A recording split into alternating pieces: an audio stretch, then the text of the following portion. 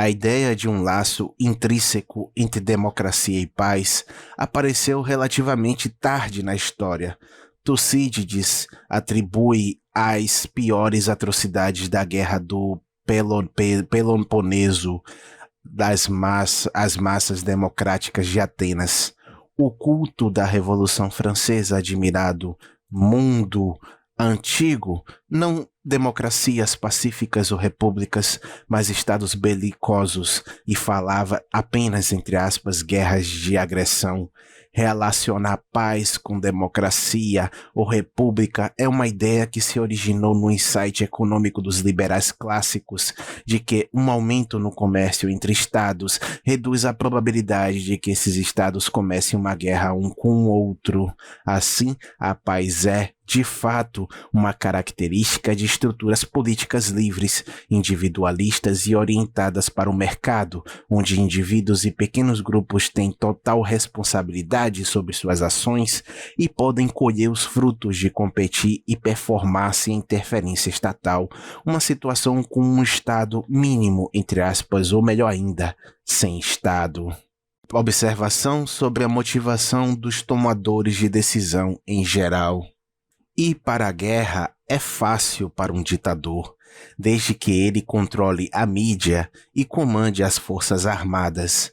Em contraste, um presidente tem que seguir as regras do jogo de uma democracia parlamentar. Para um ditador, as boas razões, entre aspas, para um comportamento belicoso depende de coincidências históricas. Isto também se aplica a políticos operando num sistema democrático. O papel do acaso na história é bem conhecido. A personalidade do governante, um elemento decisivo do acaso, desempenha um papel importante. Possíveis boas razões para comportamento belicoso vão desde a aquisição de novos recursos para o engrandecimento, entre aspas, pessoal. O interesse de um monarca é, ocasionalmente, preservar o estado da dinastia, que faz para comportamento pacífico. Guerras, não necessariamente para a preservação do status quo, serão evitadas. Para um presidente em uma democracia de massa com mídia encharcada, o incentivo para o comportamento beligerante é mais ou menos permanente. Seria a democracia mais pacífica que outras formas de governo? Primeiro, isso traz um crescimento no poder. Em tempos de guerra, isso pode ser facilmente alcançado pela centralização e controle da economia e de todas as superestruturas da sociedade.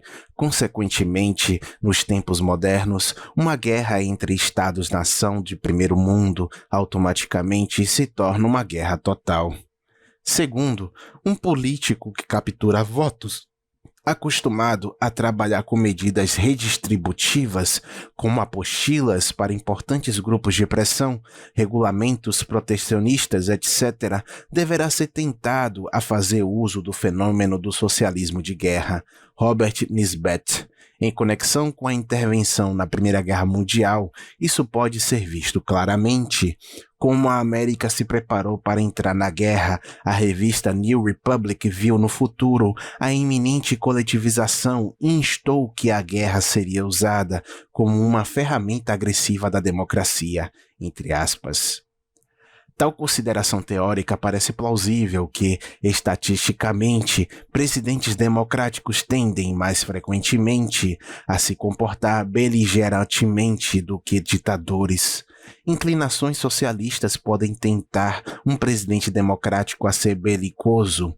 Robert Nisbet escreve, abre aspas, até hoje, o estado de bem-estar americano não é intrinsecamente mais do que o New Deal ampliado, fecha aspas.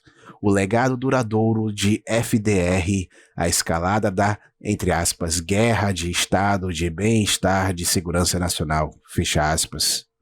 Descrevendo ordens sociais.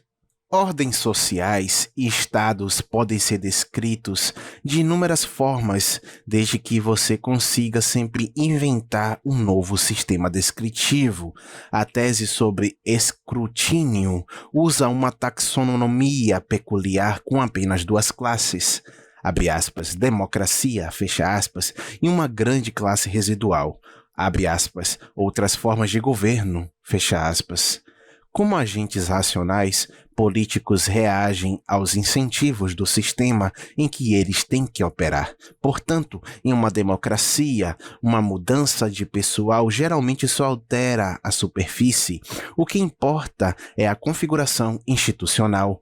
Contudo, nossa questão deve ser formulada, abre aspas, quais arranjos institucionais em uma democracia devem induzir políticos tomadores de decisão a se comportar independentemente de sua personalidade, mais pacificamente do que eles se comportariam em outras formas de arranjo institucional. Se assumirmos que exista tal arranjo institucional, iremos nos perguntar como eles são e como eles funcionam.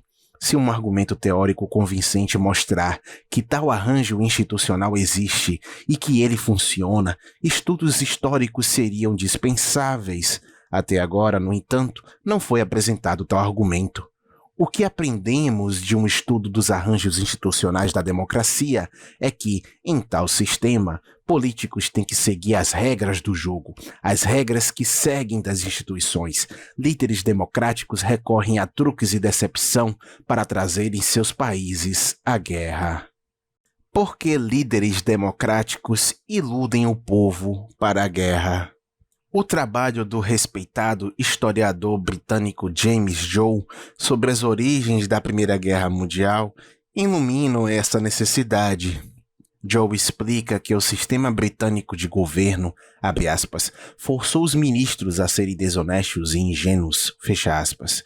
Contudo, se um político democrático liderando, abre aspas, está convencido de que as circunstâncias demandam entrar na guerra, ele muitas vezes tem que esconder o que ele está fazendo daqueles que o elegeram, fecha aspas. Joe analisa o caso do ex-primeiro-ministro britânico Earl Grey, abre citação.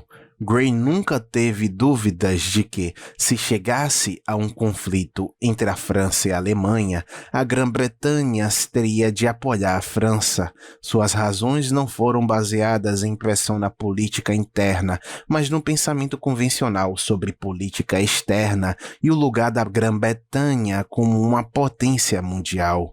Se olharmos para a responsabilidade para a Primeira Guerra Mundial no arranjo político e constitucional de estados beligerantes, quando a estrutura do governo britânico pode ser responsabilizado pela relutância de Grey abertamente em comprometer a Grã-Bretanha a apoiar a França e a Rússia, antes que ele estivesse absolutamente convencido de que poderia levar seu partido com ele. Fecha a citação. Em 1914, a violação alemã da neutralidade belga deu ao governo britânico o piso moral que era necessário para chamar seus seguidores liberais para ajudar a guerra.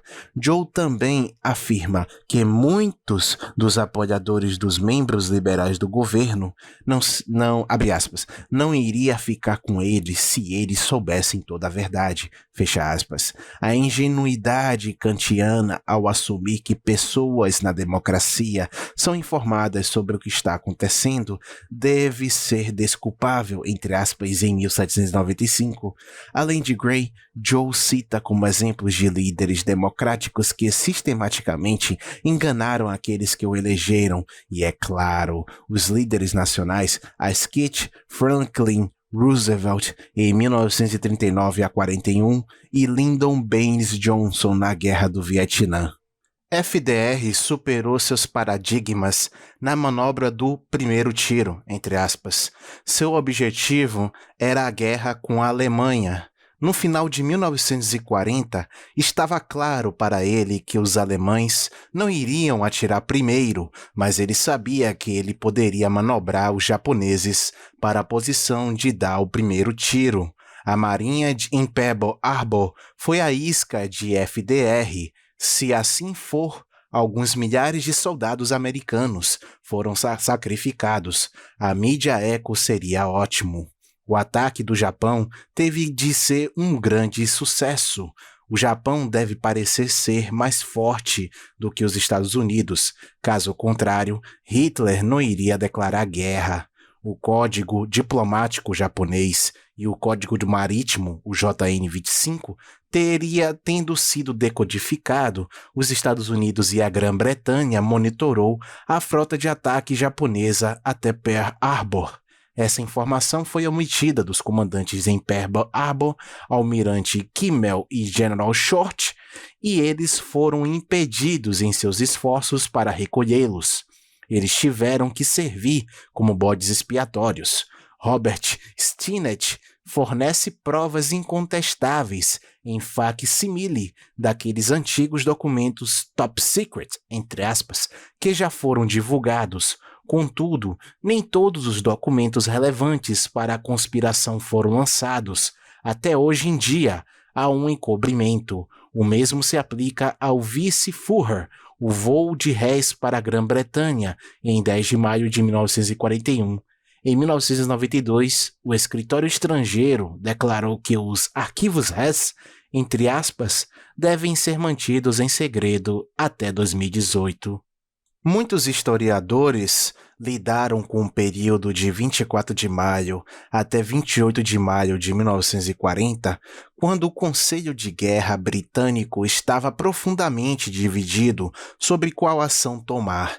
John Lucas, com seu livro de 1999, 5 Days in London, deu a última palavra. Em 10 de maio de 1940, Chamberlain renunciou e Churchill tornou-se primeiro-ministro. Na época, a França estava colapsando e a British Expeditionary Force, BEF, ficou em Duquesne. O desenvolvimento mais provável era que o BEF seria morto ou capturado nos dutos no norte da França. A Grã-Bretanha teve apenas a polícia para defendê-la e uma invasão bem-sucedida pelos alemães era o cenário mais provável. O ministro das Relações Exteriores, Halifax, Neville Chamberlain, Harold Nicholson, o rei, entre aspas, por trás dos panos, e figuras importantes dentro do Partido Conservador de Churchill consideraram testar a perspectiva de negociações por meio da então neutra Itália, como a reação sensata à crise e como única chance de salvar o Império Britânico. Churchill se opôs fortemente. No dia 11 seguinte, 11 de maio, Churchill deu, pela primeira vez, a ordem para atacar as cidades alemãs. Em 12 de maio de 1940, Halifax anotou em seu diário que ele estava preocupado com os métodos de Winston, entre aspas, e logo depois ele rotulou a nova equipe de Churchill como um grupo de gangsters, entre aspas. Aprendemos que, em 27 de maio, quando a situação estava totalmente confusa, Churchill e Halifax deram uma volta no jardim, entre aspas, e que Churchill, aparentemente, teve sucesso em dissuadir Halifax de renunciar. A renúncia de um ministro de Relações Externas teria aberto a divisão no gabinete.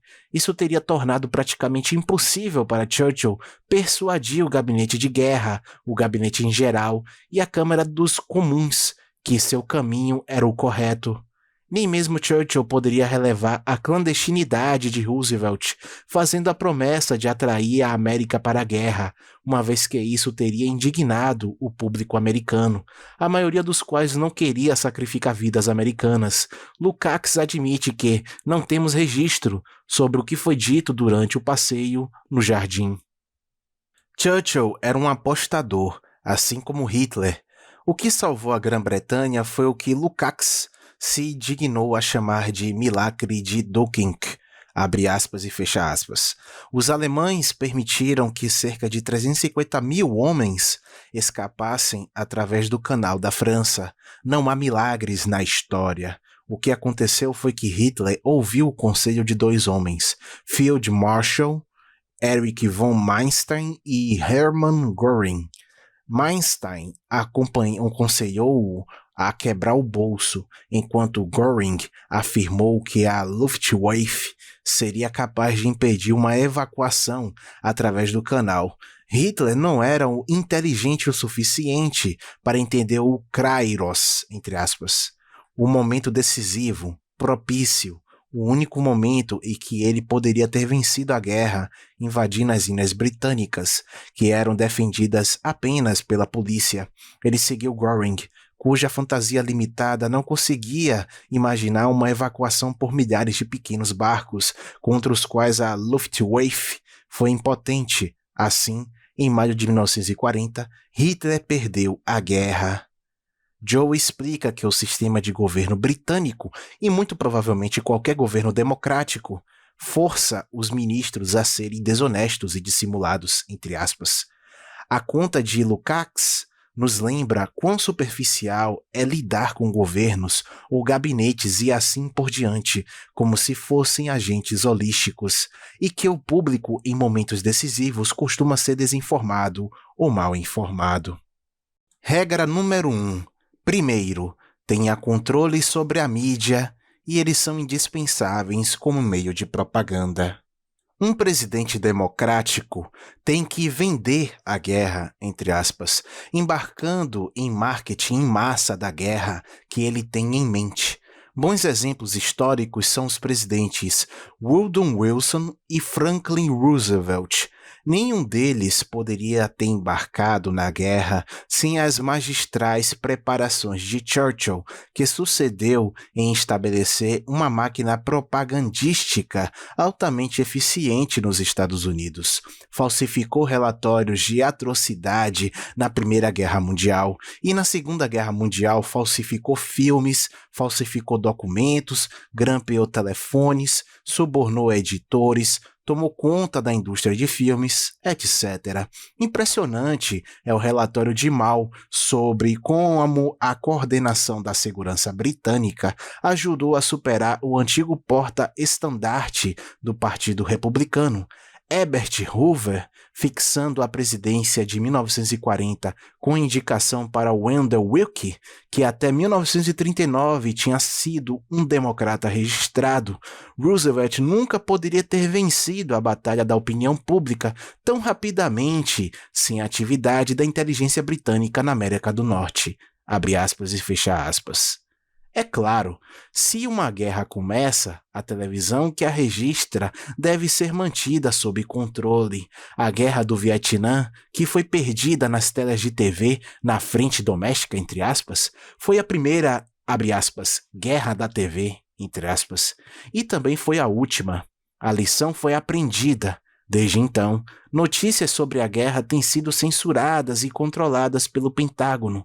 Isso pode ser visto claramente na Guerra do Golfo Pérsico e na Guerra em Kosovo, e o público da televisão parecia ter ficado bastante satisfeito com o entretenimento que eles tinham. A realidade torna-se sem importância, o engano se torna um reino supremo. Como mencionado acima, o geralmente aceito axioma da democracia pacífica, entre aspas, nos tempos modernos obriga um presidente democrático, como primeiro passo antes de ir para a guerra com outro país, a declarar o outro país como não democrático. Se sim, é dele a nobre obrigação de converter os incrédulos à verdadeira religião. A mentalidade missionária das seitas que imigraram para o Novo Mundo. Alguns autores afirmam que os estados da Nova Inglaterra poderiam ser caracterizados razoavelmente como teocracias, entre aspas, uma mentalidade de que é ainda virulento nos Estados Unidos, fornece um terreno fértil para a ideia de uma nova ordem mundial baseada na democracia mundial. A ideia razoável subjacente ao ensaio de Kant sobre a paz perpétua, entre aspas, era que se o consentimento do povo, entre aspas, uma entidade holística fictícia, fosse necessário para ir para a guerra, o povo, entre aspas, pensaria duas vezes antes de se comprometer com um jogo tão arriscado. Esta é uma suposição razoável apenas se você assumir também que os eleitores são bem informados sobre a situação e rir sobre o risco. Tal suposição não se sustenta no mundo real. Os eleitores só têm permissão para escolher seus tutores.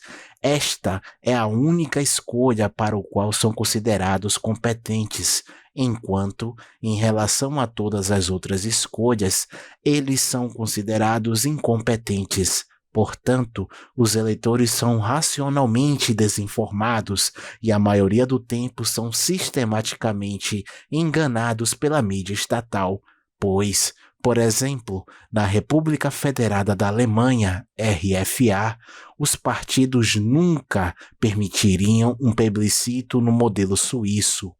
O Estado tornou-se a pilhagem dos partidos políticos, como Kant poderia ter imaginado a propaganda governamental em massa sobre a guerra na televisão.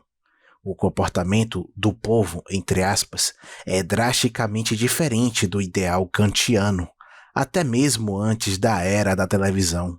O povo, entre aspas, manifestou sua vontade, entre aspas, quando o país se reuniu em torno da bandeira.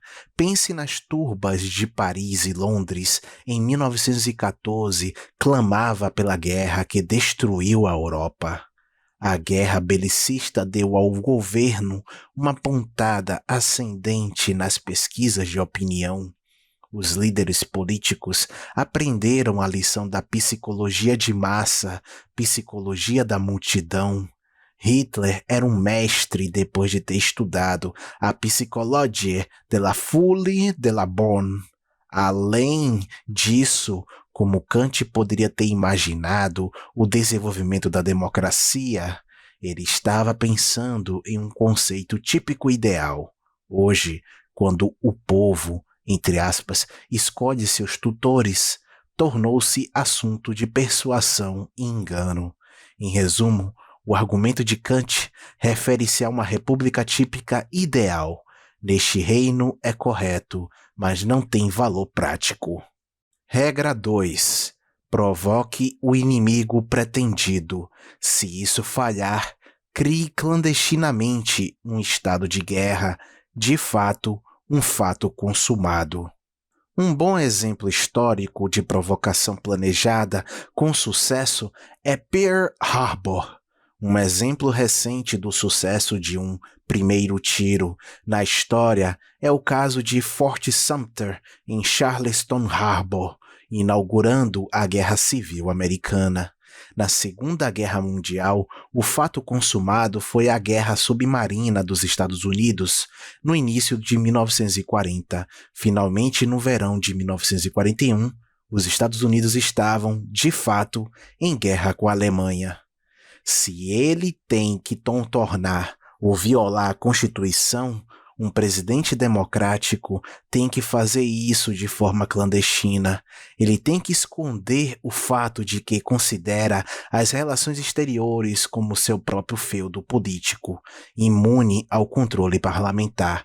O consentimento do parlamento pode ser obtido mais tarde, quando o fato consumado foi estabelecido.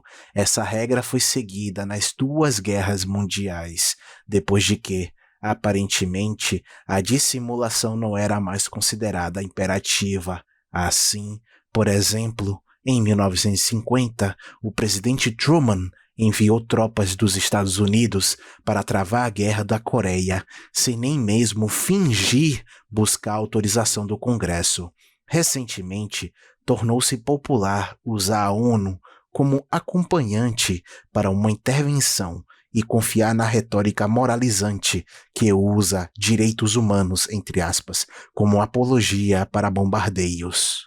É estranho que os proponentes das, abre aspas, democracias pacíficas, fecha aspas, parecem acreditar que, abre aspas, o povo, fecha aspas, se dado a suficiente influência, dissuadiria os políticos de comportamento belicoso. Pelo menos eles acreditam. Às vezes, também acreditam que controle parlamentar seria uma panaceia. Às vezes, eles são mais realistas. Assim, mesmo o campeão da doutrina, Rummel, escreve, abre aspas, povos democráticos tornaram-se chauvinistas em algumas ocasiões e favoreceram a guerra com entusiasmo. Eles também podem ser agressivos hoje, pacíficos amanhã. Fecha aspas. Como já mencionado, Tucídides atribuiu atrocidades da guerra às massas democráticas. Os romanos compreenderam bem o fenômeno da psicologia de massa e cunharam a expressão, abre aspas, mobile vulgus, fecha aspas. Regra 3. Crie no público-alvo a impressão de que o inimigo deu o primeiro tiro. Na Guerra Civil Americana, o caso de Fort Sumter serviu à propaganda de Lincoln. Na Primeira Guerra Mundial, foi o caso do Lusitania em 1915, utilizado por Churchill. O Lusitania era um navio armado de munições, ou seja, era um navio de guerra, conforme documentado por mergulhadores em 1998 e 99. Na Segunda Guerra Mundial, Pearl Harbor, mencionado acima, é o exemplo de escolha. Da mesma forma, a declaração alemã de guerra na Segunda Guerra Mundial ilustra a regra. O historiador americano John Lukács o descreve. Hitler, que até então havia proibido seus comandantes navais de se envolverem com a Marinha dos Estados Unidos, permitiu que eles se defendessem e, portanto, fizeram um gesto oficial correspondente. Em resumo, começar uma guerra é consideravelmente mais difícil para um presidente democrático do que um ditador, pois tem de contornar as várias leis de forma complicada ou violá-las clandestinamente, o que requer grande astúcia. Quando uma democracia entra em guerra, interfere em uma guerra em andamento, suas guerras são mais ideológicas, mais totais e, portanto, mais cruéis do que a maioria das guerras de ditadores ou autocratas. E a democracia faz alianças com qualquer ditador. Por exemplo, a amizade de Roosevelt e Stalin. Eventualmente, é mais difícil para uma democracia acabar com uma guerra do que para uma monarquia ou para um ditador. Talvez o fenômeno mais interessante são as várias tendências totalitárias de uma democracia em guerra. Robert Nisbet escreve, abre citação, embora relutemos em admitir, as primeiras prévias do Estado totalitário do século XX foram fornecidas pelos Estados Unidos em 1917 e 18, depois que se juntou aos aliados na guerra contra a Alemanha. Nem mesmo a ordem político-militar do Kaiser atingiu a totalidade do estado de guerra que a América atingiu em extraordinária rapidez após a guerra contra a Alemanha declarada. As forças implacáveis de centralização do poder político alcançaram literalmente todas as áreas significativas da vida americana, a economia e o governo em primeira instância, mas dificilmente menos, mesmo e especialmente a religião. Fecha a citação. Em seguida, o Nisbet oferece uma visão geral desses desenvolvimentos. Muito do mesmo vale para a Segunda Cruzada da América. Comparando a política industrial de Albert Speer durante a Segunda Guerra Mundial com a dos Estados Unidos, descobrimos que, durante a guerra, as indústrias alemãs tinham consideravelmente mais liberdade que as indústrias americanas. Isto tornou possível que a indústria de guerra da Alemanha atingisse o pico de sua produtividade até 1943. Apesar dos intensos bombardeios estratégicos, a produção da América teria sido ainda maiores se as indústrias não tivessem sido regulamentadas com tanto rigor. Hans Hermann-Hoppe.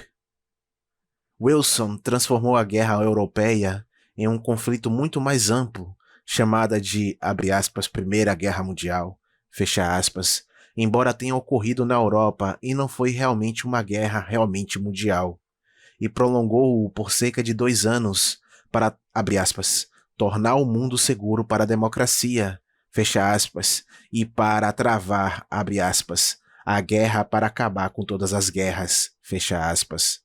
Seria ridículo afirmar que a Alemanha guilhermina era menos democrática do que o Reino Britânico, No entanto, isso é reivindicado pelo campeão da doutrina das, abre aspas, democracias pacíficas, fecha aspas, R.J. Rummel. Quando questionado sobre uma definição de democracia, entre aspas, Rummel referiu-se aos seus escritos e disse, abre citação, mas deve haver pouco argumento sobre quais nações são as mais democracias liberais centrais. Fecha a citação. Então ele propôs uma aliança de democracias, com a ajuda de um comitê de especialistas, entre aspas, que a aliança avalia a democraticidade dos candidatos que desejam aderir, ou seja, aderir ao cartel. A propósito, Rummel mostra que a definição de democracia, entre aspas, é de fato o primeiro pomo de discórdia em um conflito entre dois estados democráticos, entre aspas. Já que o conceito era deixado vago e indefinido, os políticos da Europa Ocidental poderiam fingir não ver a Alemanha guilhermina como uma democracia. Na verdade, a Primeira Guerra Mundial por si só é suficiente para falsificar a doutrina das democracias pacíficas, entre aspas. Rummel escreve que, abre citação, o Kaiser tinha poder considerável sobre os assuntos estrangeiros, e o exército era efetivamente independente do controle pelos eleitos democraticamente, Reichstag, e, portanto, a Primeira Guerra Mundial contradiz fortemente a proposição de que democracias não guerreiam uma com a outra. Fecha a citação. Com isso, ele admite que a política interna da Alemanha era democrática. Ralph Haikul mostra em detalhes que Bismarck usou a política social para dividir o voto social-democrata e, assim, estabelecer a base para o estado de bem-estar, que se espalhou da Alemanha por todos do mundo ocidental. No entanto, Rummel ignora ou desconsidera o fato de que na Grã-Bretanha e na França, as relações exteriores eram um feudo de políticas imune ao controle parlamentar, uma situação que, abre aspas, suscitou uma reclamação expressa com frequência e em voz alta por membros do parlamento em ambos os países, fecha aspas. Um resultado da Primeira Guerra Mundial foi Versalhes, uma das condições necessárias para a ascensão de Hitler. Um segundo foi o desemprego, em grande medida também, uma consequência de Versalhes. A Segunda Cruzada da América, como a primeira, estimulada e feita possível pelo aparato de propaganda de Churchill nos Estados Unidos, a motivação ideológica era a mesma. Portanto, a questão também surge se talvez a democracia promova o genocídio. Por exemplo, o bombardeio aéreo matou cerca de 600 mil civis alemães e, após a guerra, cerca de 11 milhões foram mortos. A atitude em relação aos japoneses foi dominada pelo racismo. Assim, Elliott Roosevelt, filho de FDR, solicitou que o bombardeio aéreo do Japão deve continuar, abre aspas, até que nós tenhamos destruído metade da população japonesa, fecha aspas. A popularidade da tese, abre aspas, democracias não vão à guerra umas com as outras, fecha aspas. No mundo ocidental, essa tese é imensamente popular. Isto pertence ao cerne do politicamente correto. Tocqueville, em seu estudo da América, apresentou a tese e explicou que essa relação se deve aos ideais igualitários prevalecentes. Afinal, a América foi e é o país das seitas, ver seção, itens centrais na caixa de truques enganosos da democracia belicosa do presidente, acima. E nesse ambiente intelectual, um dogma político pode facilmente se tornar uma parte de uma religião ou de um sistema de fé. Guerras pela disseminação da democracia tornam-se guerras sangradas. O presidente Wilson afirmou que sua interferência na Primeira Guerra Mundial foi justificada porque ele conduziu a guerra a fim de se tornar um mundo seguro para a democracia. Roosevelt e Eisenhower argumentaram em linhas semelhantes. Após a Segunda Guerra Mundial, a política da América em relação aos alemães derrotados foi confusa. Eventualmente, os imigrantes da escola de Frankfurt alimentaram a ideia de reeducar os alemães, em vez de simplesmente matá-los de fome. O cerne da reeducação estava educando-os a serem bons democratas. Olhando mais de perto, a paz democrática acaba sendo um artefato de Guerra Fria. É um fenômeno devido a interesses estratégicos compartilhados e não a características domésticas comuns. Dada a dissuasão nuclear, grandes guerras foram evitadas e a guerra foi delegada a estados de terceira ou quarta categoria, atuando como procuradores. Até 1914, houveram muitos contraexemplos à tese da paz democrática. Desde o fim da Guerra Fria, a união entre democracia e a paz tem sido uma característica marcante nas proclamações de líderes políticos ocidentais. Margaret Thatcher disse em uma visita à Tchecoslováquia em 1990, abre citação, se pudermos criar uma grande área de democracia que se estende desde a costa oeste dos Estados Unidos para o extremo oriente, isso nos daria a melhor garantia de tudo para a segurança, porque as democracias não vão para a guerra uma com a outra. Fecha a citação. Ela foi confirmada pelo presidente Clinton para que a tese tornou-se um dos raros elementos consistentes em sua visão de mundo. Ele avançou em 1992 em um debate de campanha com Bush e Perot, e em 1994 em seu endereço do Estado da União. Abre aspas. Enfim, a melhor estratégia para garantir nossa segurança é para apoiar o avanço da democracia em outros lugares. Democracias não atacam umas às outras. Fecha aspas. A tese tornou-se um axioma de formulação de políticas americanas, indispensável para enobrecer um conjunto desorganizado de políticas externas. A frase de Lady Thatcher era ingênua. A democracia existe dentro de uma faixa tênue de condições sociais e econômicas. Clinton estava fazendo meramente eco a ela. Quanto a exemplo dos problemas, China pode ter sucesso em parte porque não é uma democracia. Pode duvidar que, se a Praça Tiananmen tivesse conduzido à democracia, as altas taxas de crescimento da década de 1990 ainda teriam sido obtidas. A propósito, ao falar em Praga em 1990, o ano em que ela perdeu o cargo de premier devido à revolta no palácio de Sr. Helsinki, a senhora Thatcher estava patinando no gelo fino da política partidária. Seu principal destinatário, Václav Klaus, mais tarde teve que lidar com todos os problemas de coalizões instáveis. A própria expressão democracia, entre aspas, deve chamar a atenção. Como alternativa à oligarquia, seria de se esperar uma demoarquia, entre aspas. Kratos, entre aspas, significa poder de aplicação.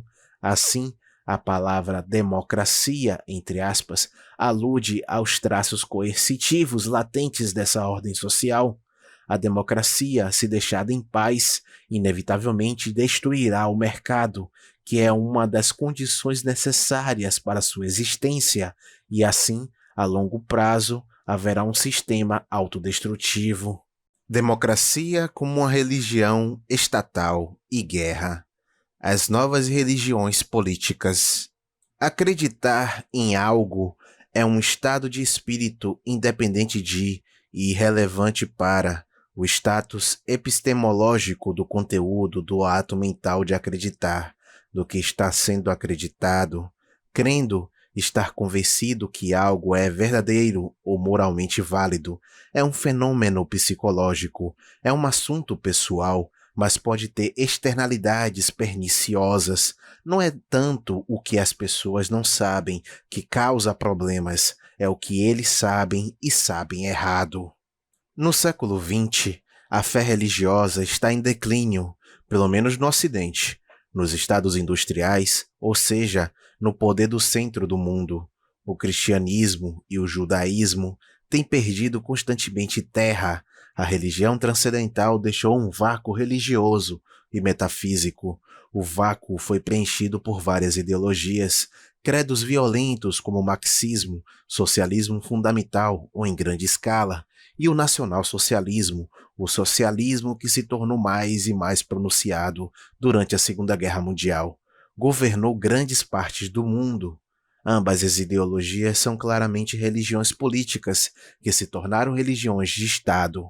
Com relação ao marxismo, Murray Rothbard argumentou convincentemente que é essencialmente uma reabsorção teológica, salvação aplicada às espécies, não aos indivíduos, como no cristianismo.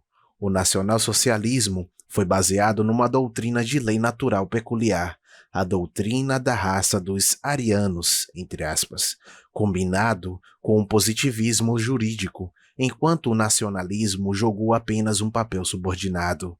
A nação alemã foi vista por Hitler como nada mais do que um instrumento adequado. Portanto, era consistente quando Hitler, no final da guerra, declarou que a nação alemã devia perecer, uma vez que se mostrou incapaz de vencer a guerra.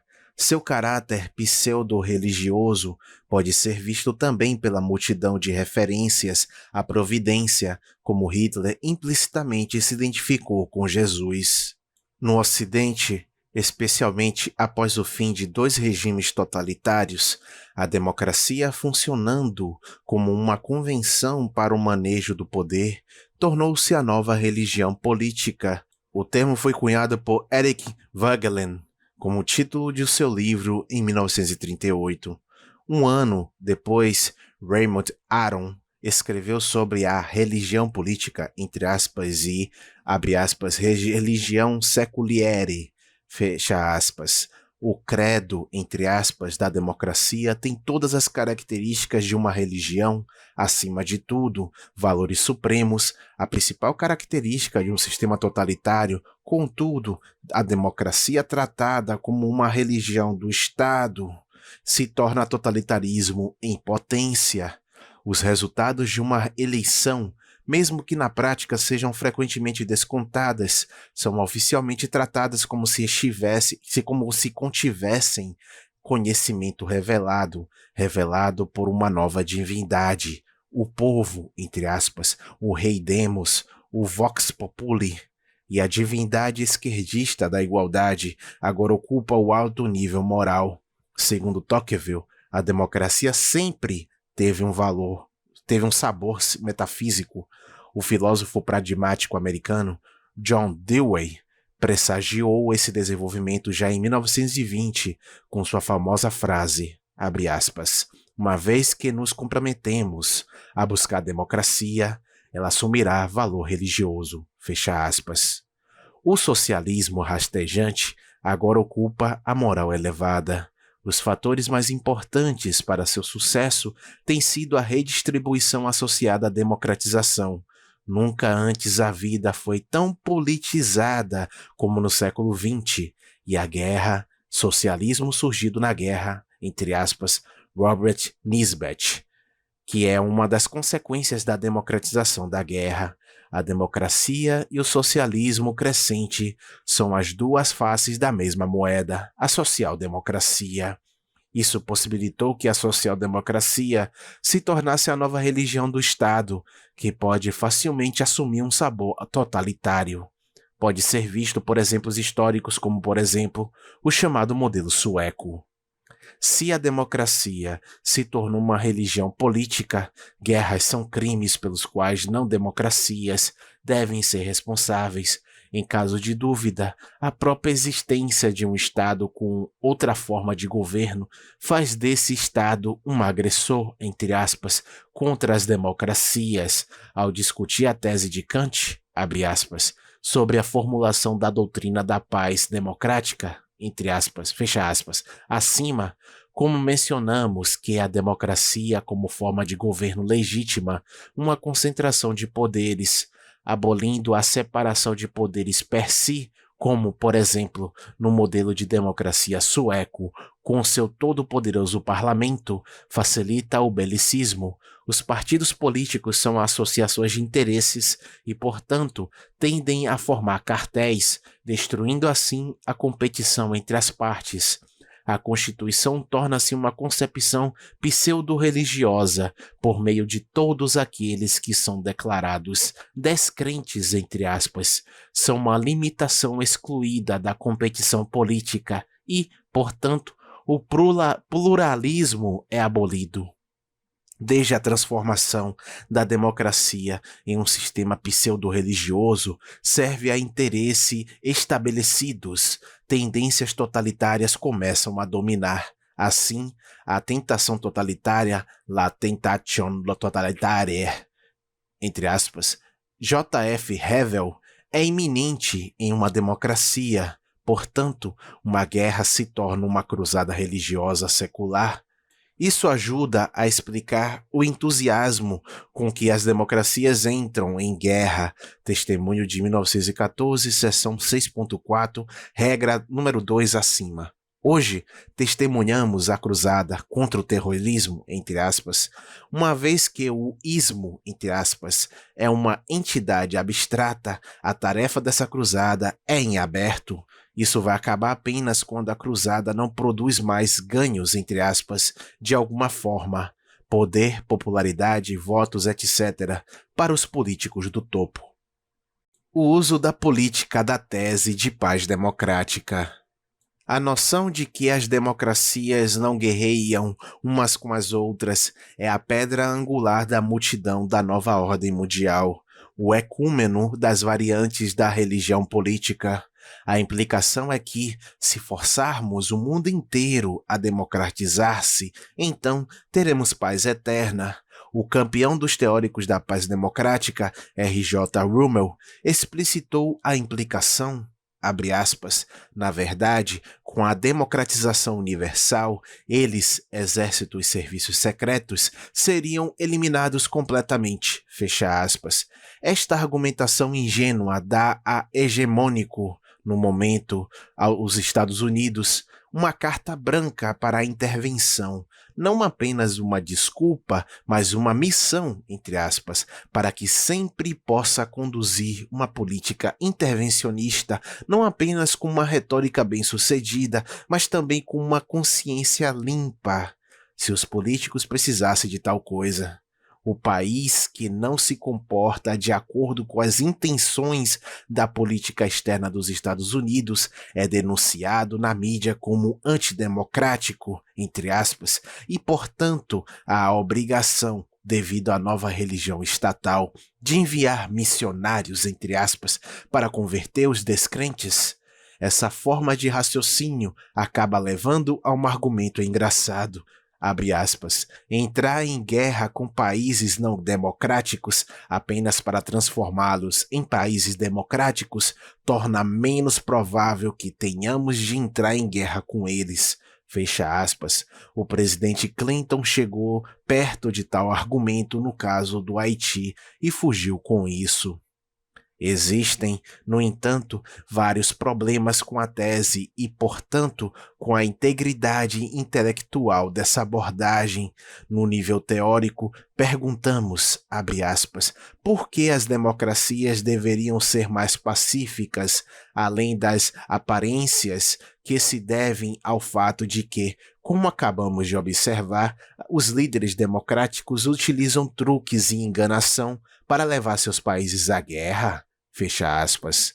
O historiador irá apontar primeiro que, até recentemente, não existiam muitas democracias, portanto não há muito material histórico para testar a hipótese. Por outro lado, muitas das democracias foram ligadas por uma língua comum, inglês, e laços culturais comuns, estreitando ainda mais o corpo relevante de evidências. Além disso, essa abordagem não questiona, por exemplo, quantas vezes as democracias iniciam guerras contra as outras. Resposta: inúmeras vezes. Péricles, tendo envelhecido, provocou uma guerra com o antigo aliado de Atenas, Esparta. Ambos eram democracias como a noção era entendida nesse tempo. Incidentalmente, Péricles, deste modo, acabou com a posição dominante de Atenas, uma consequência não intencional. Em 1994, o presidente Bill Clinton declarou que as democracias não guerreiriam entre si. Portanto, ele proclamou a democratização, entre aspas, como a terceira coluna de sua política externa, um redivivus de Wilson. Como seu antecessor, Wilson Clinton deixou a palavra democracia, entre aspas, indefinida, vaga e ambígua. A tese popular que Clinton professou já é desmentida por um olhar sobre a história americana. A guerra civil, entre aspas, a guerra da secessão, foi uma guerra entre democracias com uma moeda única. Mesmo nesta guerra, a interpretação de democracia, entre aspas, tornou-se um dos itens contestados na guerra. A citação de John Dewey sobre o caráter religioso da democracia mencionada acima ilustra o espírito missionário da América, do país de seitas, veja descrevendo as ordens sociais acima. Em sua análise da América, Tocqueville afirmou que, pelo menos desde seu renascimento no século XVIII, a democracia tem sido um sistema metafísico, um sistema de crenças que normalmente emerge em uma conversão religiosa, surge como um advento de uma nova religião. No caso da democracia, o credo é o seguinte, abre aspas, ninguém mantém um controle sobre mim, porque eu mesmo dito as leis. Fecha aspas, assim fala o soberano, abre aspas, o povo, fecha aspas. De acordo com o credo da nova religião estatal, um verdadeiro democrata cobra impostos de si mesmo e coloca seu corpo e sua vida à disposição do Estado como bucha de canhão. O povo, entre aspas, tem a sensação de que tem voz, que também governa. Compartilhamento na tomada de decisão e autodeterminação são confundidos. A nova religião estatal é imunizada contra a crítica simplesmente pela alegação de que todas as decisões, mesmo as mais perversas, emanam do povo, entre aspas, uma entidade holística fictícia, o domínio de uma doutrina monopolística, uma religião monoteísta ou uma religião política, como a democracia como abordagem teórica e a pré-condição do totalitarismo. Assim, é compreensível que a concentração de poder, legitimada pela democracia, seja, per si, de tendência belicosa. Uma guerra torna-se uma, abre aspas, cruzada sagrada, fecha aspas. Os derrotados, os descrentes, devem ser convertidos à verdadeira religião, se necessário pela força. A questão foi levantada anteriormente, se é possível que a democracia promova o genocídio. É, ao mesmo tempo, arrepiante e, por causa da ingenuidade, também divertido ler que, perto do fim da Segunda Guerra Mundial, o relatório franco da Embaixada Britânica em Washington fala de abre aspas, sentimento universal anti-japonês aqui, fecha aspas. O relatório continua que os próprios japoneses são os próprios culpados e se faz necessário exterminá-los porque eles resistem à democracia. Grife do autor. Aparentemente, os descrentes têm a escolha de se converter ou de serem exterminados porque são descrentes. Na mesma linha vai a resposta de Roosevelt a Eisenhower, rejeitando o apelo de Eisenhower para ter permissão para fazer contato com a resistência alemã, a fim de encurtar a guerra, abre aspas, ainda não decidi se devo ou não destruir a nação alemã, fecha aspas. Isso significa que Roosevelt desejava explicitamente manter aberta a opção de genocídio. No início desta sessão, sugerimos que a ideia de que a ideologia da democracia deveria ser imposta a todo o mundo acarreta um totalitarismo in potentia. As duas guerras mundiais forneceram exemplos desse espírito. Veja as citações de Nisbet, 1986, em, abre aspas, comentários sobre a motivação dos tomadores de decisão em geral, fecha aspas, acima. Não é de se admirar que a democracia americana recebesse a União Soviética como aliada, que a URSS fosse declarada um caso especial de democracia e que Roosevelt chocasse Churchill ao escrever-lhe que a URSS era um modelo, enquanto a Grã-Bretanha era imperialista. Roosevelt pouco se importava que Stalin, após sua invasão da Polônia, estivesse matando consideravelmente mais poloneses do que Hitler. Pouco antes de sua morte, ele declarou que os poloneses não se importariam de serem administrados por Moscou. Churchill, alarmado com o assassinato em massa das elites polonesas por Stalin, tentou, em vão, fazer com que Roosevelt reconhecesse os enormes crimes de guerra cometidos por Stalin. O caso da Polônia é uma outra ilustração da tese de que uma democracia não é uma protetora confiável. A afirmação de que o país inimigo, no jargão moderno, o abre aspas, parceiro do conflito, fecha aspas, carece de uma mentalidade democrática, entre aspas, tornou-se parte central da propaganda de guerra. De fato, a regra de, abre aspas, um homem, um voto, fecha aspas, a pedra angular da moderna democracia de massa como uma convenção. Parece estar conectada à perspectiva militar. Que argumento legitimador pode ser dado para um determinado critério de seleção? Na perspectiva militar, a franquia não qualificada, a doutrina ideológica de que o pertencimento a uma espécie em particular deve ser tomado como critério de seleção, parece justificável. Em outras perspectivas plausíveis, é apenas uma jogada ad hoc, trivial, destinada a fazer com que os votos pareçam homogêneos. Como argumentamos na seção, abre aspas, método natural versus artificial de escolha social, fecha aspas, acima. A contagem de votos é simples, mas os resultados não têm um significado mais profundo. Do ponto de vista econômico, o Estado é concebido como análogo a uma sociedade por ações. Assim, o critério que se autossugere para a distribuição do direito do voto é o quanto alguém investiu, quanto risco ele assume, quanto contribui para a renda nacional. Esta distribuição é justa, entre aspas, de acordo com a regra de Sun Tzu. O que está em jogo para um cidadão é a sua propriedade, e sobre este aspecto existem grandes diferenças entre os cidadãos.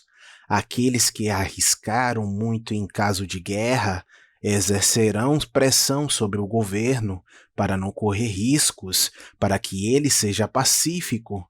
Observar a seção D de, abre aspas, parâmetros de ordem social que regem sua propensão para ser pacífico ou beligerante, fecha aspas. Os votos ponderados de acordo com o risco de bens materiais e ou de acordo com a contribuição para a renda nacional ou com a contribuição para a receita tributária darão origem a um sistema plutocrático. Os liberais clássicos, orientados para o mercado, resistirão aos políticos belicosos. Veja a citação de James Joe nas páginas 173 e 74. Numa perspectiva militar, o risco tomado, o sacrifício solicitado ao cidadão vai muito além da propriedade, no sentido de bens materiais, e envolve também a vida e o corpo, a autopropriedade, entre aspas, no sentido lockeano. Uma vez que todos têm apenas uma vida, e a esse respeito os indivíduos são realmente semelhantes, todos deveriam ter o mesmo direito de voto. Isso é justo, entre aspas, de acordo com a regra de, abre aspas, tratar casos semelhantes de maneira semelhante, fecha aspas, que se aplica a todos os casos em que um determinado bolo deve ser distribuído ou um determinado fardo compartilhado. Também tem a vantagem de que as pessoas têm a sensação de participação mencionada acima. Assim que a perspectiva militar se torna irrelevante, este tipo de argumento legitimador perde sua plausibilidade. Consequentemente, tendências plutocráticas, entre aspas, deveriam aparecer e uma revisão da regra de, abre aspas, um homem e um voto fecha aspas, tende a sugerir-se. Hoje, no entanto, a franquia não qualificada tem um efeito catraca, um caso especial do, abre aspas, efeito catraca de benefício, fecha aspas. Os benefícios redistributivos, uma vez concedidos, são politicamente impossíveis de revogar. Na democracia, como praticamos hoje, é impossível substituir o axioma do pertencimento à espécie humana por outro axioma da igualdade. Um olhar sobre a estrutura de incentivos deixa claro que quem mais se opõe são os partidos políticos, pois são eles os principais beneficiários do sistema. O sistema que faz todo o Estado o butim dos partidos políticos. O axioma da franquia não qualificada tornou-se um item central no catecismo da nova religião política. A democracia ilimitada tende a levar a uma democracia totalitária. De qualquer forma, a ideia de que a regra de, abre aspas, um homem, um voto, fecha aspas, estabelece uma conexão entre guerra e democracia, pode contribuir para a explicação o fenômeno do Estado Nacional de Guerra e Bem-Estar, dotação duradoura de Roosevelt para gerações futuras.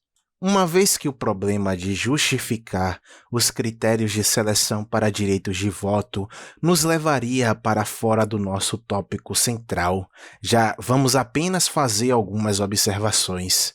Na antiguidade, na democracia ateniense de Clístenes, a franquia qualificada, Solon, foi abandonada por uma não qualificada, como uma preparação para a guerra. A franquia prussiana de 3 classes foi abandonada em 1917. Foram introduzidas a franquia não qualificada e a participação dos trabalhadores para motivar a população a mais esforços de guerra. Durante a República de Weimar, especialistas em finanças públicas sugeriram a introdução de franquias qualificadas. O sistema de 2 câmeras de Hayek é uma mistura de democracia e meritocracia. Cada sistema tem seus problemas. Desenhar uma constituição de liberdade é algo relativamente fácil. Encontrar as condições sob as quais é plausível que tal constituição seja introduzida e respeitada por tempo suficiente para fazer algum bem, este é o problema. Talvez um problema insolúvel, visto que é essencialmente um problema de tornar a escolha coletiva compatível com a liberdade. Pensadores pré-democráticos como Pudendorf e Immanuel Kant avaliaram a democracia imunizada contra a crítica através do recurso da vontade do povo, entre aspas, como despotismo. A maioria dos pais fundadores da América parece ter compartilhado a ênfase pré-democrática de Kant na separação do poder, já que, como mencionado, a concentração de poder é, propriamente, promotora da guerra, per si. A belicosidade da democracia é reforçada quando ela se torna a religião do Estado. Nesta visão, as guerras não devem ocorrer. Se mesmo assim acontecerem, então esse é um crime pelo qual os não-democratas são culpados. A própria possibilidade de que possa haver não-democracias neste mundo automaticamente torna-se o oponente em si, um agressor, entre aspas, contra a democracia. A Constituição original dos Estados Unidos adotou o conceito pré-democrático de separação de poder e, portanto, rejeitou o parlamentarismo, enfatizou o confederalismo genuíno e adotou implicitamente direitos de secessão, que na época pareciam tão óbvios que, infelizmente, essa estipulação não foi explicada no documento. Nos tempos modernos, a realidade constitucional, entre aspas, nos Estados Unidos é uma caricatura do que os países fundadores desejavam realizar. Na Europa continental, os partidos políticos tendem a formar um cartel. algo que pode ser visto claramente na República Federal da Alemanha e na União Europeia, que está no caminho de se tornar um cartel tributário de estados para explorar ao máximo os seus cidadãos. A democracia, como religião oficial, influencia tanto a política interna quanto a externa. A maneira como a competição entre os partidos políticos é conduzida demonstra, de forma impressionante, que a metamorfose da democracia de uma convenção em um sistema quase religioso serve aos interesses estabelecidos. Novos partidos podem ser excluídos desde o início, bastando rotulá-los de antidemocráticos, entre aspas, descrentes ou que quer que possam professar. A competição nessa área foi abolida. Em outubro de 2002, o presidente da comissão da UE, Prodi, declarou que o critério de estabilidade da EU de 3% era um absurdo, entre aspas. Assim, a última barreira do Tratado de Maastricht foi abolida. Isso dá início a uma competição entre os estados tomadores de empréstimos na produção de dívidas nacionais e inflação, enquanto o custo é distribuído coletivamente.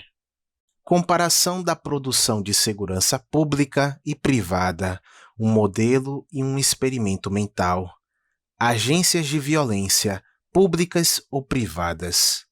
A segurança é definida como a probabilidade de ser capaz de lidar com o máximo de ameaça possível. Quanto maior for a probabilidade, maior será o grau de segurança. O que deve ser protegido é a propriedade, no sentido lockeano, isto é, corpo, vida, posses, materiais. O problema de avaliar os provedores públicos e privados potenciais de segurança é principalmente um problema do agente principal. Se uma segurança privada for poderosa o suficiente para lidar com um problema de defesa, ela não tenderá a se tornar semelhante a um Estado? Exercendo sua liberdade de contrato, uma liberdade, o indivíduo racional verificará qual agência faz a melhor oferta, maior segurança, mas com os mesmos custos, ou mesma segurança, mas com custos menores. O Estado pode ser um provedor de segurança, mas não exclusivamente. Em um mundo onde a produção de segurança é privatizada, seria inútil discutir a tese das democracias pacíficas, entre aspas, uma vez que o Estado desapareceu. Vejamos o pano de fundo conceitual do tema, abre aspas, produção de segurança, pública ou privada, fecha aspas. O detentor do poder emprega especialidades em violência de forma organizada, para a segurança interna, a polícia, e para a segurança externa, as forças militares. Todos nós vivemos em estados, mas, em parte, também fora do estado, de serviços bancários offshore a contratos na internet. Um corolário da definição do Estado como a última instância de poder contra a qual não há apelo a uma outra instância. Veja a seção, abre aspas, algumas considerações antropológicas sobre a guerra, fecha aspas, anteriormente. É que o Estado é um monopolista territorial na violência. Sua principal raison d'être é extrair imposto das pessoas que vivem em seu território, o que distingue o Estado de um bando de ladrões. É o mais poderoso e, portanto, o mais perigoso de todos os bandos de bandidos. Originou-se no banditismo e é um bandido estacionário. Esta é a terceira diferença específica do Estado em comparação com um bando de bandidos. Deve-se ter em mente que o Estado é uma organização abstrata, o governo é seu agente de corporação. Em algum contexto, é justificável tratar o governo como uma unidade, como se fosse um indivíduo. No entanto, em alguns outros contextos, é necessário atender aos vários indivíduos que encarnam o governo, uma vez que esses indivíduos não podem ter interesses idênticos. Não há nenhuma diferença principal entre segurança interna e externa. A produção de segurança externa é um subproduto necessário de um Estado. O Estado tem que proteger sua base tributária contra potenciais rivais, outros governos. As estradas também são um subproduto, necessárias para mover as forças militares e obter acesso fácil aos contribuintes. Da mesma forma, a segurança interna é um subproduto, mas só se presta muita atenção a ela quando uma situação de deterioração de segurança começa a ameaçar a receita tributária do Estado. No que diz respeito à segurança interna, a confiança no Estado como provedor praticamente desapareceu. A polícia privada tornou-se uma indústria em crescimento. Nos Estados Unidos, por exemplo, 1,6 milhão de funcionários de segurança são financiados de forma privada e custam cerca de 52 bilhões por ano. Na Alemanha, o pessoal de segurança financiado com recursos privados supera o financiado pelo contribuinte. Os exemplos mais brilhantes são os condomínios fechados. O fato de o público estar disposto a pagar tanto aos fornecedores privados mostra que o governo já perdeu parte de seu monopólio da violência e que certas funções que o governo usurpou estão sendo reprivatizadas. Outras funções do governo foram tomadas por corporações intergovernamentais ou não governamentais. Em contraste, com respeito à segurança externa hoje, a única agência de violência que conhecemos são as forças militares empregadas pelo Estado, que, portanto, são pagas coercivamente pelo pagador de imposto. Portanto, a Defesa Nacional é a peça de resistência dos estatais, que afirmam que o Estado é indispensável. Toda agência de violência tem aspectos protetores e agressivos. De acordo com a teoria contratualista clássica, o Estado é um Estado protetor e nada mais. Proteção da propriedade, corpo, vida, recursos, materiais, etc.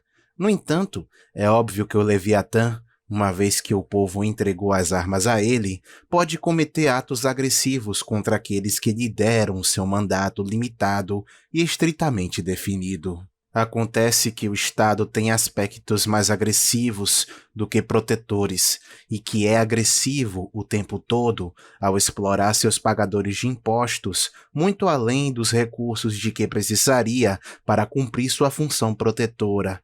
Tornou-se um bandido estacionário.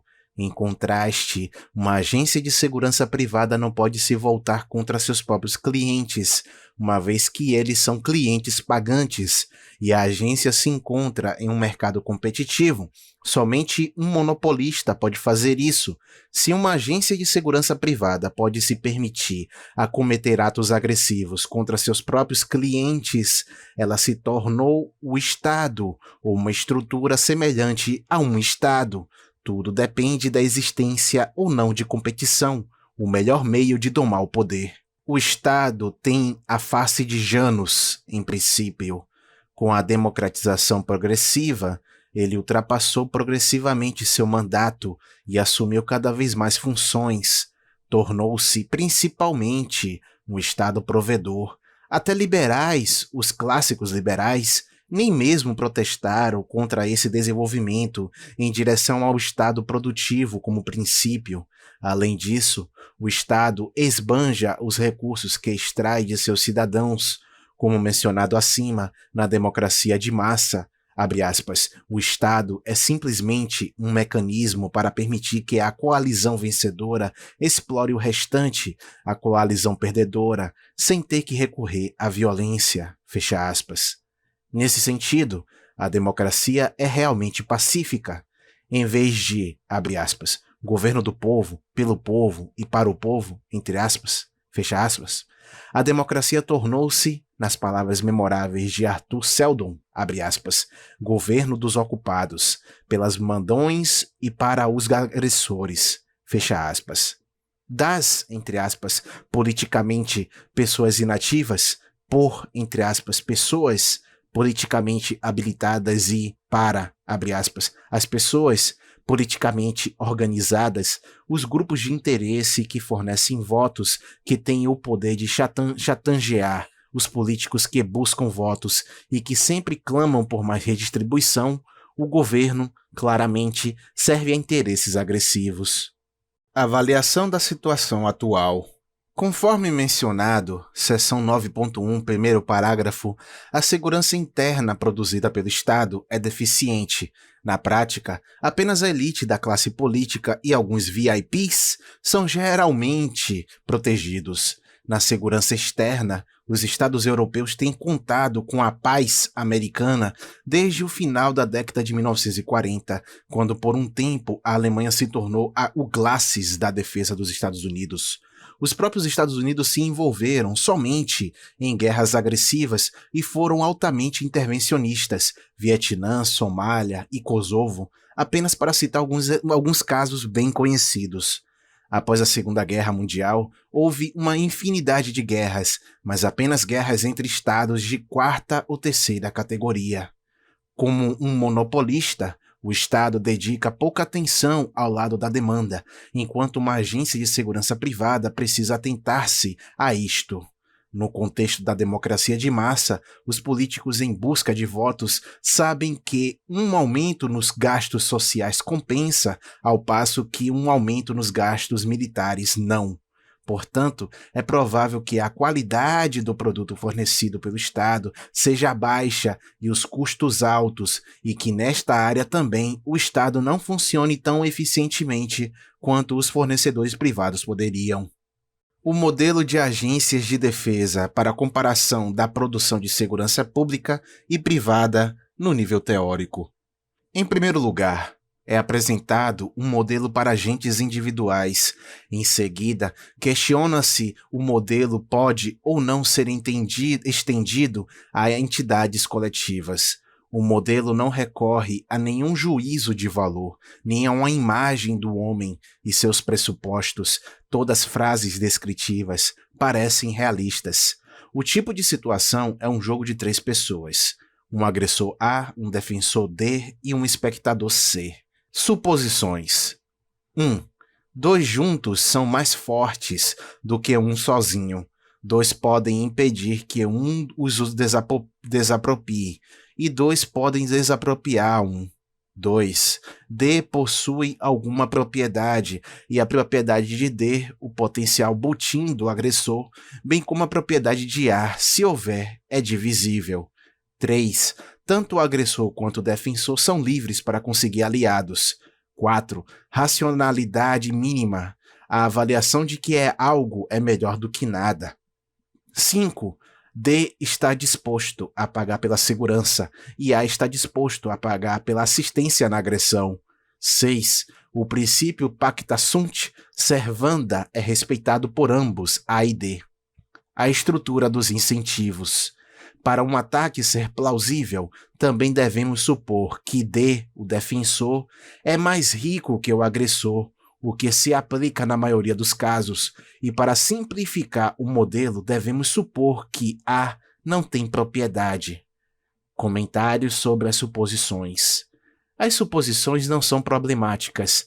A1 é trivial, é explicitamente declarada para enfatizar uma característica da situação.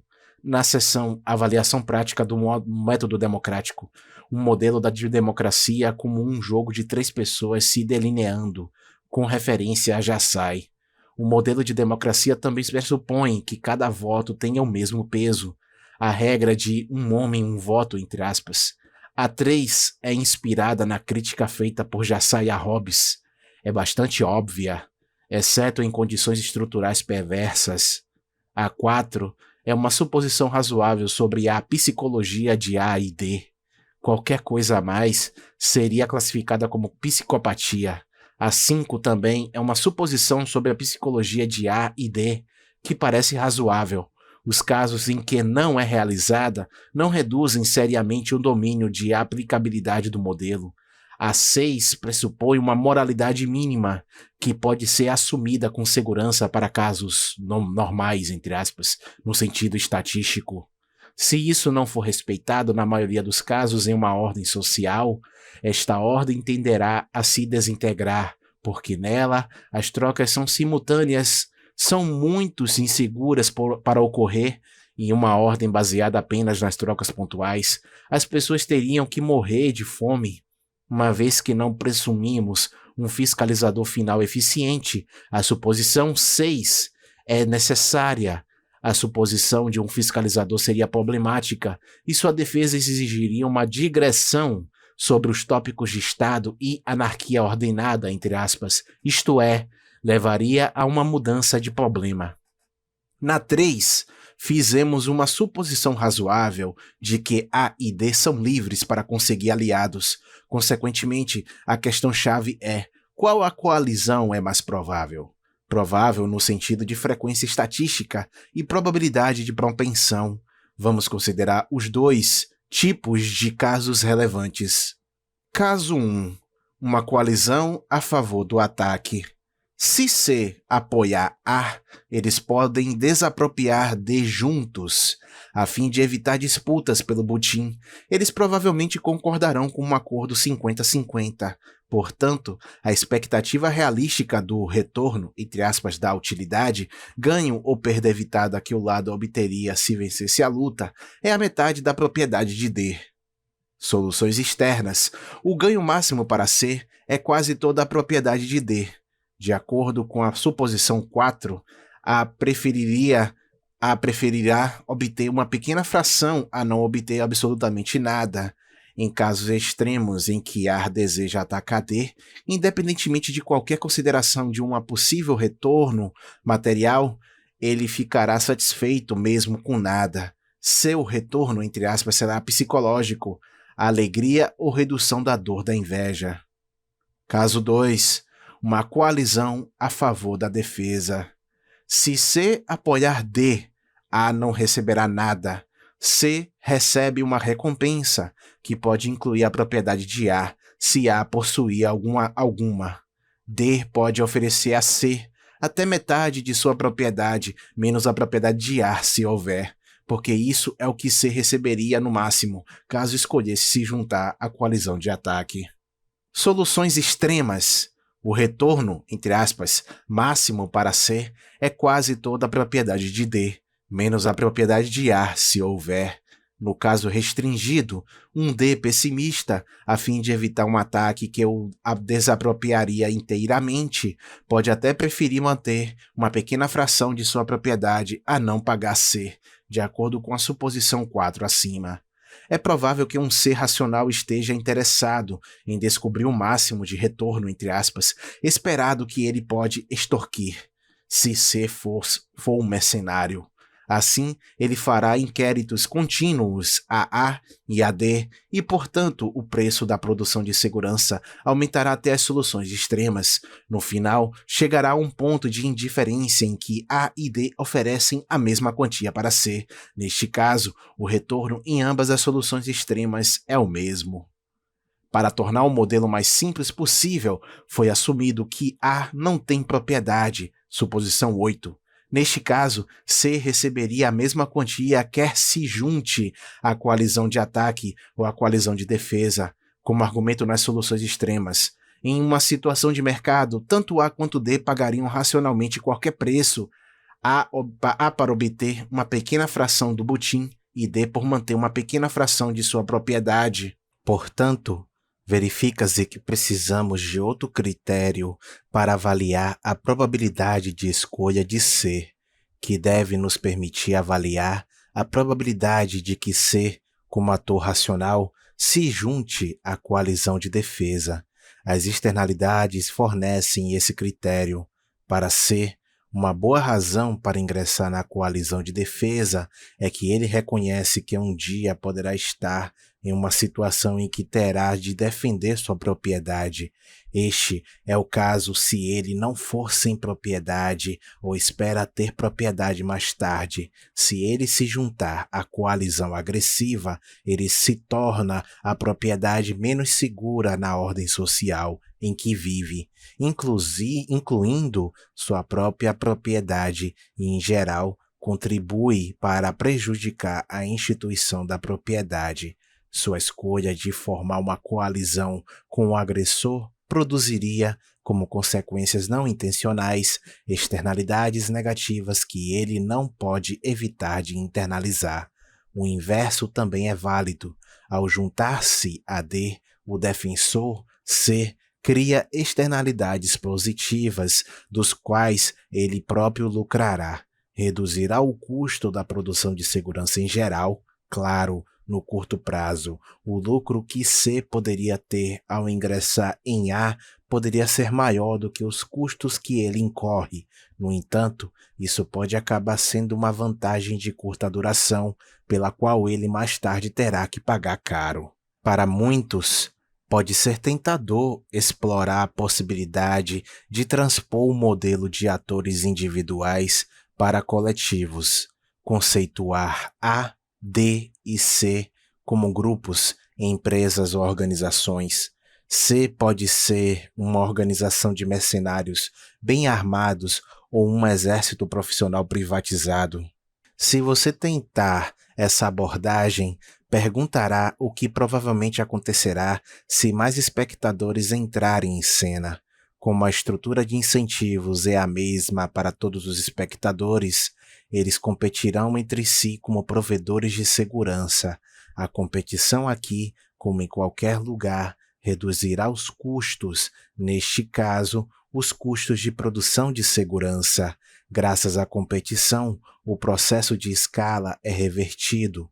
O retorno máximo esperado é esvaziado, porque em um mercado competitivo, o mercado privado, livre da interferência do Estado, o preço mínimo será encontrado. Assim, no final, qualquer defensor D terá que ceder apenas uma fração pequena de sua propriedade para um C em potencial, um provedor de segurança poderoso o suficiente para evitar uma possível agressão, a fim de pagar o preço que ele cobra por sua assistência contra um potencial agressor. Os coletivos que desejam tomar providências para suas necessidades de segurança vão procurar no mercado por produção de segurança. O modelo estendido também não recorre a nenhum julgamento de valor subjetivo e não faz suposições irrealistas. Parece mostrar que uma produção de segurança privada eficaz e eficiente não é apenas viável, mas plausível. A imagem que desenhamos é muito colorida para ser verdade? Existe uma armadilha escondida? Infelizmente, existe pelo menos duas. Em primeiro lugar, a passagem dos indivíduos A, B e C para os coletivos não se justifica em princípio, uma vez que os membros dos coletivos têm interesses diversos. A abordagem acaba sendo incompatível com o individualismo metodológico. Não raro, os políticos no topo acabam sendo agressores que implicitamente fazem guerra contra os membros das sociedades que governam. Testemunhe os enganos e as propagandas mentirosas exemplificadas no estudo de caso histórico de Joe, delineado anteriormente. Assim, o pressuposto da racionalidade mínima, entre aspas, deve ser interpretado de forma diferente para os líderes políticos, pessoas que não arcam com os custos das consequências de suas decisões, e para o grupo governado. A história mostra que o princípio pacta sunt servanda se aplica a estados poderosos apenas enquanto houver a possibilidade de que o transgressor do princípio seja chamado a prestar contas de sua ação. Os estados agressores irão quebrá-lo sempre que puderem, sem temer custos, punições. Pense no pacto Hitler-Stalin de 1939, em que cada uma das partes do contrato conduziu guerra contra a outra. Já em 13 de novembro de 1940, visita de Molotov a Berlim, onde apresentou as demandas de Stalin. Qual das partes começou a guerra de tiros foi, em grande parte, uma questão de acidente histórico. Chamá-lo de assalto ou ataque preventivo é apenas um julgamento de valor de uma perspectiva particular. Em segundo lugar, existe um risco real. não apenas potencial, de que uma agência de defesa poderosa possa eventualmente tornar-se quase monopolista e, portanto, se tornar progressivamente mais parecida com um Estado. Às vezes, mercenários assumem o controle do Estado. Afinal, os Estados se originaram no banditismo ou em uma mistura de agência de defesa e banditismo. Em resumo, a Couturier temos que abandonar uma abordagem que parecia promissora, a menos que assumamos que a estrutura de incentivos para as pessoas do alto escalão de uma agência de defesa privada será drasticamente diferente daquela de uma estrutura estatal, a não ser que estejamos dispostos a adicionar essa suposição arriscada à nossa lista de suposições.